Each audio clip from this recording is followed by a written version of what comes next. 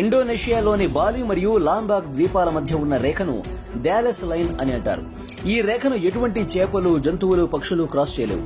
ఈ రేఖ బాలి మరియు లాంబాక్ ద్వీపాల మధ్య నుంచి మొదలై మలుక్కాస్ ద్వీపం వరకు విస్తరించి ఉంది. ఇది రాడార్ లేదా సోనార్ లో కనిపించినప్పటికీ ఈ రేఖకు పశ్చిమం వైపు ఉన్న జంతువులు, పక్షులు, చేపల కన్నా తూర్పు వైపు ఉన్న జంతువులు పూర్తి డిఫరెంట్ గా ఉంటాయి. అలాగే ఈ రెండు ద్వీపాల మధ్య కేవలం 35 కిలోమీటర్ల తేడా మాత్రమే ఉంది. అయినప్పటికీ బాలి నుంచి లాంబాక్ వెళ్లినట్లయితే పూర్తి వాతావరణమే మారిపోతుంది. బాలి ద్వీపంలో ఉన్న జంతువులు, పక్షులు, చేపలు డాలస్ లైన్ క్రాస్ చేసి లాంబాక్ ద్వీపాలకి వెళ్లలేవు. అలాగే లాంబాక్ ద్వీపంలో ఉన్న పక్షులు, జంతువులు, చేపలు మధ్యలో ఉన్న రేఖను క్రాస్ చేసి బాలి ద్వీపంలోకి వెళ్లవు. దిగువ సముద్రంలో ఉన్న చేపలు కూడా ఈ రేఖను దాటవు. ఈ రెండు ద్వీపాలను ఏదో ఒక అద్భుతమైన శక్తి వేరు చేసినట్లు ఉంటుంది. ఈ ద్వీపాల మధ్య ఉన్న వ్యాలెస్ రేఖను మనుషులు తప్ప ఎవ్వరూ దాటలేరు. ఈ వ్యాలెస్ రేఖను 150 సంవత్సరాల క్రితం బ్రిటిష్ అన్వేషకుడు ఆల్ఫ్రెడ్ రసెల్ వ్యాలెస్ కనుగొన్నారు. బయాలజీ చదివిన వారికి ఆల్ఫ్రెడ్ రసెల్ వ్యాలెస్ గురించి తెలిసి ఉంటుంది. ఇతని కథ కూడా చాలా ఇంట్రెస్టింగ్ గా ఉంటుంది. వ్యాలెస్ 1823లో ఇంగ్లాండ్ లోని ఒక పేద కుటుంబంలో జన్మించాడు. వ్యాలెస్ తండ్రి కార్టోగ్రాఫర్ అయినందువల్ల ఆయన మ్యాపులను తయారు చేసేవారు. దీనివల్ల వ్యాలెస్ తండ్రి వివిధ ప్రాంతాలకు వెళ్లవలసి వచ్చేది. వ్యాలెస్ కు చదువు పట్ల చాలా ఆసక్తి ఉండేది. కానీ పేదరికం కారణంగా చాలా చిన్న వయసులోనే తన చదువును వదిలి తన తండ్రి వ్యాపారంలో చేరవలసి వచ్చింది. ఇదేమైనా ఈ నిర్ణయం చివరికి అతన్ని ఒకరోజు ప్రపంచవ్యాప్తంగా ప్రసిద్ధి చెందేలా చేసింది. తన తండ్రితో కలిసి వివిధ ప్రాంతాలకు ప్రయాణిస్తూ వ్యాలెస్ భౌగోళికం మరియు వన్య ప్రాణుల పట్ల ఎంతో ఆసక్తిని పెంచుకున్నాడు. అతను ఎక్కడికి వెళ్లినా మొక్కలు, కీటకాలు మరియు ఇతర నమూనాలను సేకరించేవాడు. 1854లో మలై ద్వీప సమూహంలోని దీవులను అన్వేషిస్తున్నప్పుడు వ్యాలెస్ పూర్తిగా భిన్నమైన జంతువులు మరియు పక్షులను చూసి ఆశ్చర్యపోయాడు. ఇక్కడ అతను కొమాడో డ్రాగన్లు, కంగారులు మరియు సింగపూర్, ఇండోనేషియా లేదా బాలిలో కనిపించని అనేక ఇతర జాతులను చూశాడు.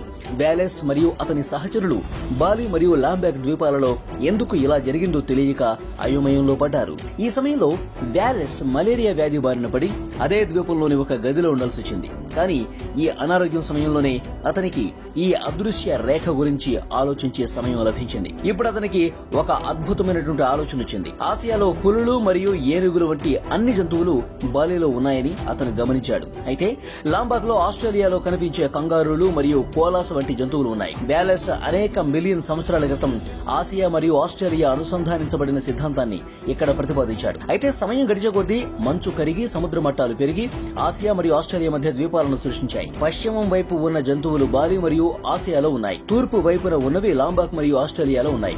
మధ్యలో సముద్రం ఉండటం వల్ల పులులు, ఏనుగులు లేదా కాసోబరీలు ఇలాంటి జంతువులు సముద్రాన్ని ఈదటం అసలు వీలు కాలేదు. ఇప్పుడు ఇక్కడ ఇంకొక ప్రశ్న ఏంటంటే పక్షులు ఈ రేఖను ఎందుకు దాటలేవు? వ్యాలెస్ బాలి మరియు లాంబాక్ లో కనిపించే పక్షులను రెండవసారి పరిశీలించినప్పుడు అతను ఈ ప్రశ్న కూడా సమాధానాన్ని కనుగొన్నాడు. ఈ రెండు ద్వీపాలలో వలస వెళ్లని పక్షులు ఉన్నాయి. వాస్తవానికి పక్షులు రెండు రకాలుగా ఉంటాయి.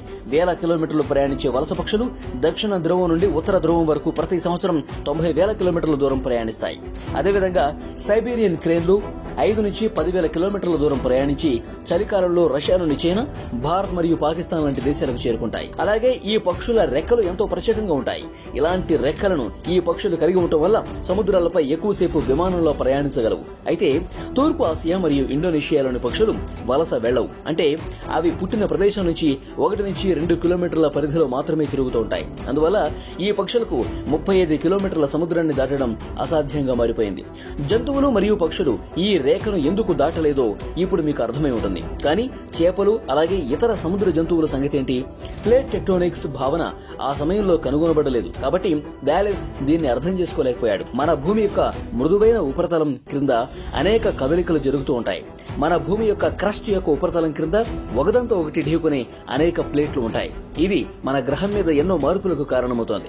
సుమారు 335 మిలియన్ సంవత్సరాల క్రితం మన ఖండాలన్నీ కలిసి పాంగియా అనే ఒక ఖండంగా ఉండేవని దాదాపు చాలా మందికి తెలుసు. తర్వాత కొన్ని వందల మిలియన్ సంవత్సరాలలో టెక్టోనిక్ ప్లేట్ల కదలిక కారణంగా మొత్తం ఖండం వేరువేరు ఖండాలుగా విడిపోయింది. అలాగే 45 మిలియన్ సంవత్సరాల క్రితం ఇప్పుడు మన భారత ఉపఖండం ఆస్ట్రేలియాలో భాగమే.